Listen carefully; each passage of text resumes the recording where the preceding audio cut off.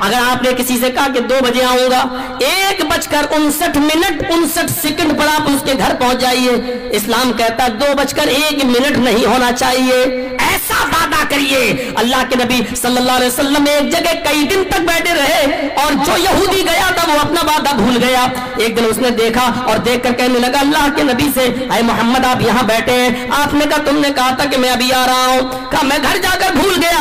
اللہ کے نبی فرماتے تم اپنا وعدہ بھول گئے، لیکن میں نے وعدہ کیا تھا کہ جب تک تم نہیں آ جاؤ گے میں اسی جگہ پر بیٹھ کر تمہارا انتظار کروں گا۔ میں اب تک تمہارا انتظار کر رہا تھا۔ میرے بھائیو، اللہ کے نبی اپنے وعدے کو اس طریقے سے پورا کیا کرتے تھے۔ یہ منافق کے اندر علامتیں پائی جاتی ہیں، مومن کے اندر نہیں۔ اور تیسری اور آخری چیز، اذا تؤمن خان، جب اس کے پاس امانت رکھی جائے گی تو خیانت کرے گا۔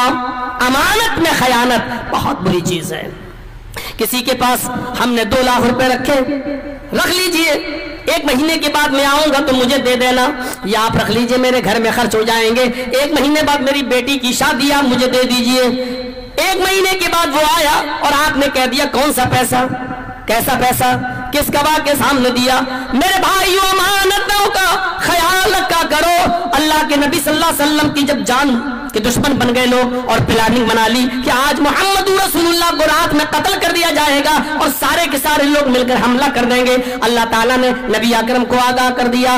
آپ نے حضرت علی سے کہا اے علی، مجھے اللہ نے ہجرت کا حکم دے دیا ہے، میں تو نکل جاؤں گا، تم میری چادر اوڑھ کر سو جانا، اور لوگوں کی جو امانتیں میرے گھر میں رکھی ہوئی ہیں ان کے مالکوں تک ان کی امانتیں پہنچا کر کل تم بھی آ جانا، میں فلاں جگہ تمہارا انتظار کروں گا۔ میرے بھائیوں، کافروں نے آپ کو مارنے کا پلان بنا لیا۔ کافر سمجھ رہے ہیں کہ گھر میں محمد رسول اللہ سو رہے ہیں، لیکن محمد رسول اللہ تو نکل چکے تھے۔ حضرت علی کو سلا دیا، حضرت علی نبی اکرم کی چادر اوڑھ کے سو رہے تھے۔ جان کا کتنا خطرہ تھا، کیوں؟ وہ لوگ تو اللہ کا رسول سمجھ رہے تھے، چادر اوڑھے حضرت علی کو، نبی کی چادر اوڑھ کے علی سو رہے تھے، کتنا خطرہ تھا حضرت علی کی جان کو۔ لیکن حضرت علی کہتے ہیں کہ مجھے اس دن سے زیادہ آرام کی نیند کبھی نہیں آئی، ہر رات تو یہ سوچتا تھا پتہ نہیں صبح زندہ اٹھوں یا مردہ، لیکن اس رات جب میں بستر پہ سویا تو مجھے یقین تھا کہ آج نہیں مروں گا۔ کیوں؟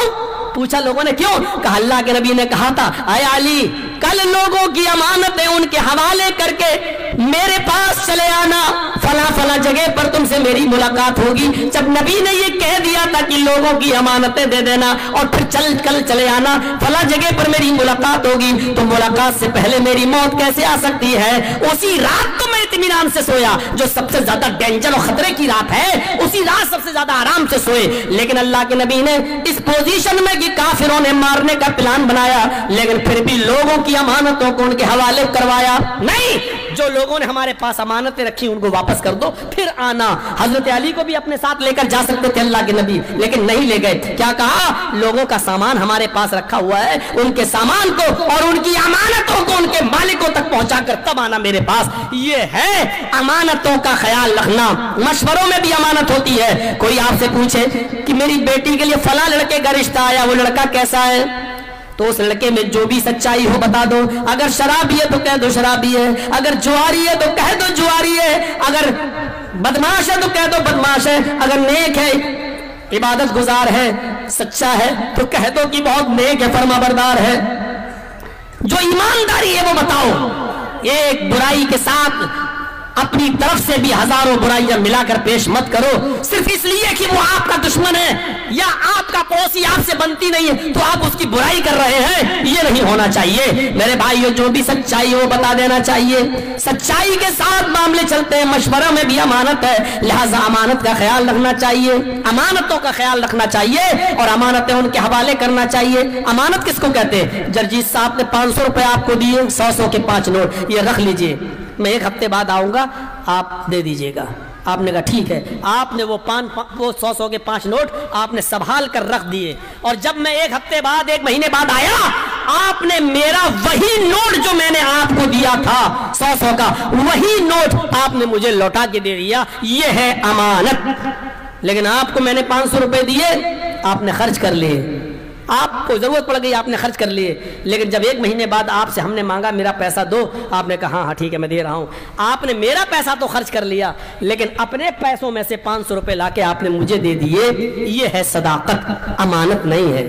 یہ امانت نہیں ہے، صداقت ہے. آپ سچے تو ہیں، آپ نے میرے 500 روپے، آپ نے مجھے 500 روپے دے دیے، یہ تو صحیح ہے، لیکن آپ امانت دار نہیں ہیں، کیونکہ آپ نے میری امانت نہیں دی ہے. آپ نے میری امانت کیوں خرچ کی ہے؟ تو اللہ کے نبی کہتے ہیں امانت دار بنو. جو چیز جس نے جیسی رکھی اس کو وہی چیز اسی شکل میں لوٹاؤ، یہ ہے امانت. تو امانت دار بنو. تو اذا تمنا خانہ، تیسری چیز جو انسان کو اسلام سے نکال کر منافق بنا دیتی ہے وہ ہے امانت میں خیانت. امانت میں خیانت مت کریے. تو میرے پیارے ساتھیوں، یہ بنیادی طور پر بھی، ویسے اور بھی منافقتیں ہیں لیکن یہ 3 بڑی علامتیں بتائی ہیں. ورنہ منافق کی ایک علامت ہوئی ہے کہ وہ جب نماز کے لیے کھڑا ہوگا تو صفوں کے بیچ جگہ خالی چھوڑے گا. اللہ کے نبی فرماتے ہیں جب نماز پڑھنے کھڑے ہو جاؤ تو بیچ میں کوئی جگہ خالی نہ چھوڑو. جو لوگ بیچ میں جگہ خالی چھوڑتے اللہ ان کے دلوں میں منافقت پیدا کر دیتا ہے. اس سے بھی منافقت آتی ہے. ایک حدیث میں آتا ہے منافقوں پر فجر کی اور عشاء کی نماز بہت ثقیل و بہت بھاری گزرتی ہے. منافقوں پر فجر کی نماز اور عشاء کی نماز بہت بھاری گزرتی ہے. فجر اور عشاء میں سستی کرتے ہیں. تو آج دیکھ لیجئے فجر کی نماز ہم کب پڑھتے ہیں اور عشاء کی نماز میں کیسی سستی ہوتی ہے. یہ نماز پڑھتے ہیں لیکن سستی، نماز پڑھتے ہیں لیکن ٹائم پہ ٹائم، نماز پڑھتے ہیں لیکن ٹال بٹول کر، نماز پڑھتے ہیں لیکن فجر کی نماز ظہر سورج نکلنے کے بعد، عشاء کی نماز جب من چاہا تب. تو نہیں، منافقت جس کے اندر آ جائے گی وہ عشاء کی نماز میں سستی کرے گا اور فجر کی نماز میں سستی کرے گا. سوچو، سستی کرنے والا جب منافق ہے تو چھوڑنے والا کون ہوا؟ سستی کرنے والا. فجر کی نماز ٹائم پہ ٹائم پڑھنے والا، عشاء کی نماز ٹائم پہ ٹائم پڑھنے والا، جب یہ منافق ہے، پڑھتا ہے لیکن منافق ہے، تو چھوڑنے والا کون ہوا؟ ذرا تصور کر رہے ہیں. آج میری پوری 1.25 گھنٹے کی تقریر کا لب لباب یہ ہے کہ ہم یہ سوچیں اپنے گریبانوں میں بٹن کھول کر جھانک کر کہ ہم مسلمان ہیں یا نہیں ہیں. کہیں ایسا تو نہیں کہ قرآن کی آیت کہ بہت سے لوگ ایسے ہوں گے جو کہیں گے ہم مومن ہیں، اللہ پر، رسول پر، قیامت پر، جنت پر، جہنم پر، فرشتوں پر ایمان رکھتے ہیں لیکن وہ مومن نہیں ہوں گے. کہیں اس لسٹ میں ہم تو نہیں ہیں. اللہ تعالی ہمیں اور آپ کو پکا سچا مومن بنائے. اللہ منافقت ہمارے دلوں سے نکال دے اور منافقت سے ہمیں بچائے. جھوٹ سے ہمیں نجات عطا فرمائے. سچ بولنے کی ہمیں توفیق عطا فرمائے. وعدہ پورا کرنے کی ہمیں توفیق عطا فرمائے. امانت